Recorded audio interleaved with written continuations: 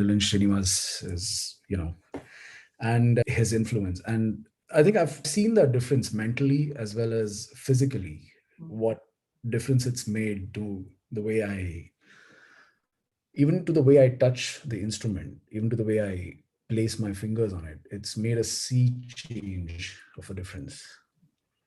So yeah, I think, yeah, the answer to that question would be yes, massively. Okay. Okay. And you wanted to play Carnatic on the guitar. So, how much did that influence the way you carried on post 2014 to the fusion artist you are today? Well, I've always tried as a Carnatic guitarist ever since I started learning from him.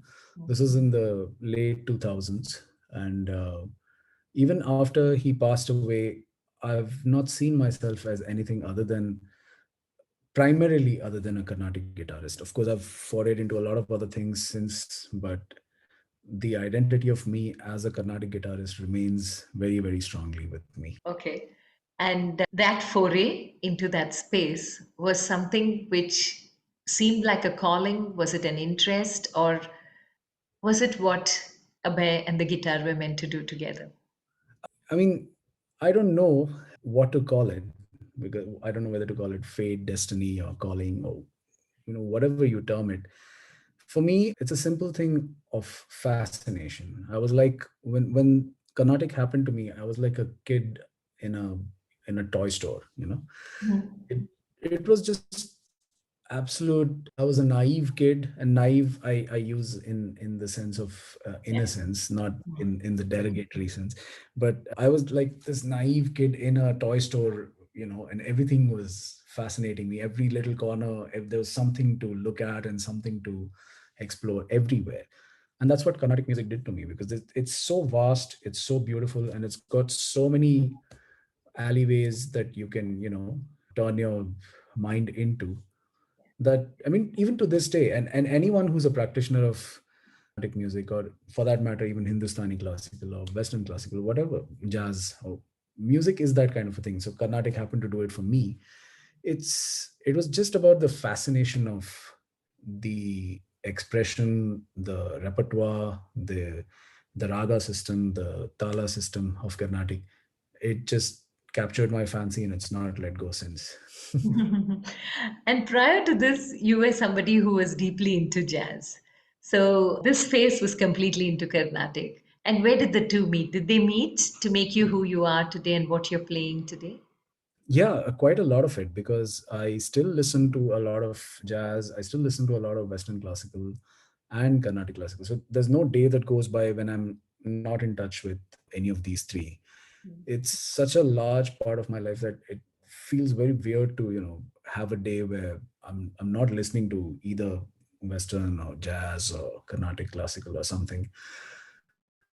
And I think for me, what has happened is all of these three have somewhere come and joined up into what has now become my expression, or at least it's what I'm trying to discover as I go along. It's you The beauty and the, I don't know, the sad thing about being an artist is you never finish exploring and discovering. So it's always a journey, it's always ongoing. So I'm still trying to find that, and I think I'll still always be trying to find that. But yeah, as of now, that's where I am. I mean, I had the good fortune of releasing a solo album last year in June, and it was co-produced with Sandeep Chauta and released on his label Nama Music. And I mean, that's another beautiful chapter that I was very blessed with, but we'll get into that. So in that album, I see influences of my whole musical journey as such.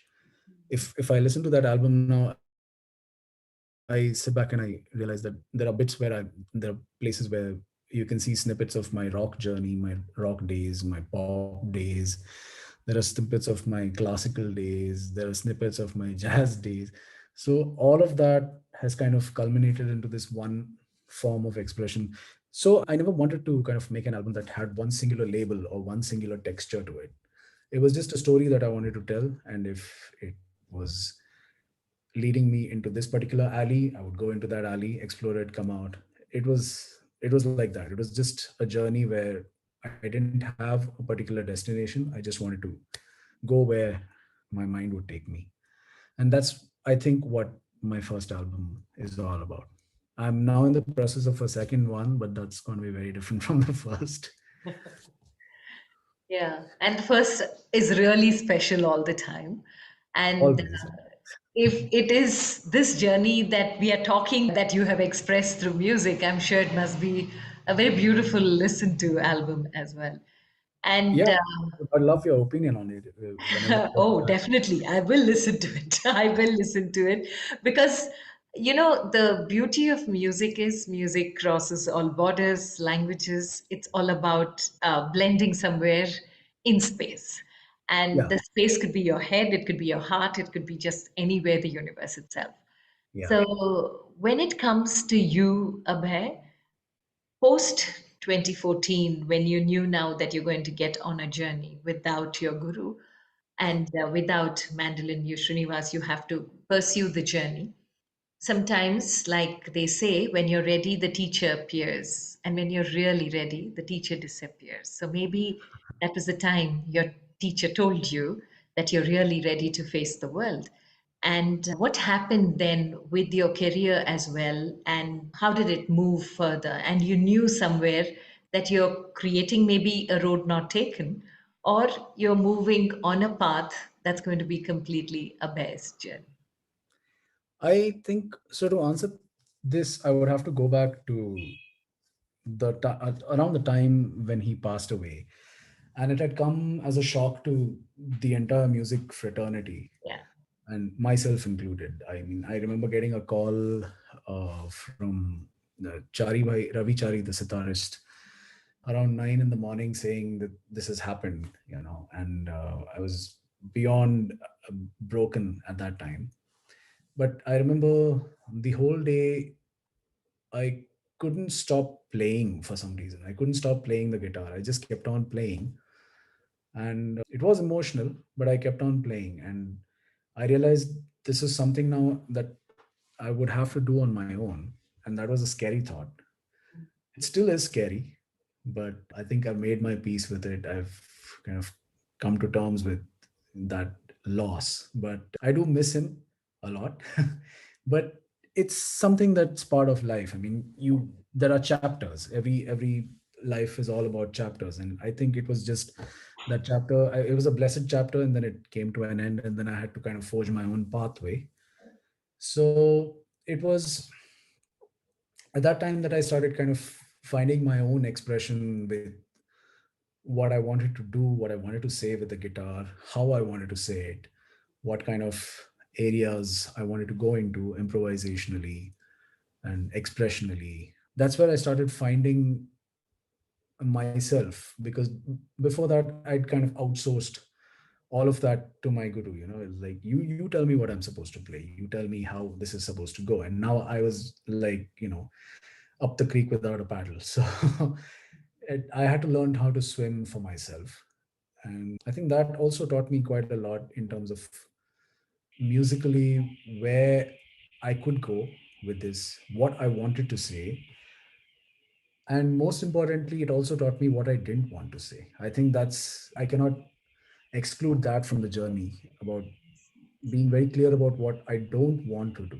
You know, a lot of times we know what we want to do, but I'm very clear about what I don't want to do in my journey. So I think that helped a lot to go forward and to go wherever it's taken me today. I mean, uh, it, the thing is, in our musical journey, or any journey of life, we never know. Sometimes, when things come up, we may not be ready for it, but things just come up and we just take them up. So even this whole whatever I'm doing now with my career, that I'm composing for movies and background scores and all of that, that part of me it just kind of landed in my lap, along with how Carnatic music kind of landed in my lap one cold wintry night. It just happened. So everything in my life has been like that.